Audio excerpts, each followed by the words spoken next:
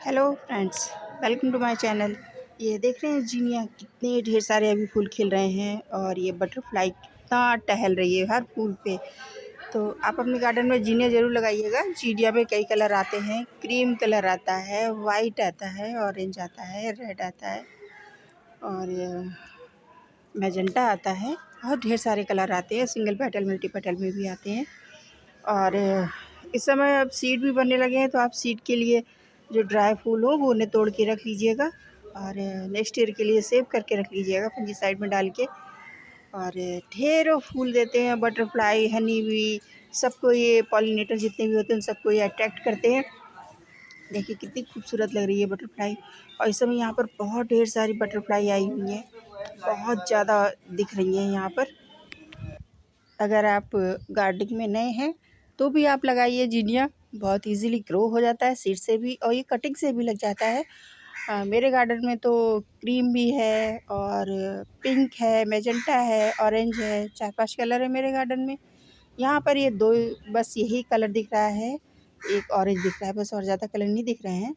और गमले में लगाएं तो इसकी सैंडी सॉइल रखे लगाएं, बिल्कुल अच्छी मिट्टी हो, क्योंकि फ्लावरिंग बहुत करते हैं। और देखिए इस तरह के ड्राई सीड हो जाए तो आप इन्हें रख लीजिएगा तोड़ के नेक्स्ट ईयर के लिए। काफ़ी इजीली ग्रो हो जाते हैं। और अभी बहुत अच्छा टाइम है इनके सीड कलेक्ट करने का, तो कलेक्ट कीजिएगा। बरसात में थोड़े ख़राब हो गए थे ये प्लांट, पर अब फिर से अच्छे हो गए हैं क्योंकि मौसम अच्छा हो गया है। अभी जैसे फरवरी मार्च में होता है वैसे ही अभी हो रहा है मौसम। तो आप इन्हें ज़रूर लगाइएगा अपने गार्डन में। नए गार्डन है तो ज़रूर लगाइएगा। और ये पॉलिनेटर को बहुत, अगर सब्जियां वगैरह ग्रो कर रहे हैं और अगर आप आपके प्लांट में जो सब्जियों के फल नहीं बन रहे हैं, फल फ्रूट नहीं बन पा रहे हैं, फूल आ रहे हैं फ्रूट नहीं बन पा रहे हैं, तो आप इन प्लांट को लगाएंगे तो पॉलिनेटर बहुत ढेर सारे आएंगे और आपके गार्डन में सभी में पॉलिनेट अच्छे से करेंगे। आपको हैंड पॉलिनेशन करने की ज़रूरत नहीं पड़ेगी। और इस समय स्प्रे भी कर सकते हो क्योंकि इस समय बहुत ज़्यादा कीट लग रहा है। वेदर ऐसा है क्योंकि चेंज हो रहा है मौसम, तो बहुत ज़्यादा कीट वगैरह लग रहे हैं। तो फुल सन का प्लांट है तो फुल सन में रखिएगा। फुल सन में रखेंगे तो ऑटोमेटिकली इसमें कीट वगैरह नहीं लगेंगे। देखिए ये भी काले काले से हो रहे हैं, कुछ ख़राब से हो रहे हैं, तो इनका रीज़न यही है। और इन पे पेस्टिसाइड का स्प्रे कीजिए, नीम ऑयल का स्प्रे कीजिए, तो ये ईज़िली चल जाते हैं, कोई दिक्कत नहीं करते हैं। और इनके जब फूल खिलते हैं तो बहुत अच्छे होते हैं, बिल्कुल एकदम ब्राइट कलर होता है।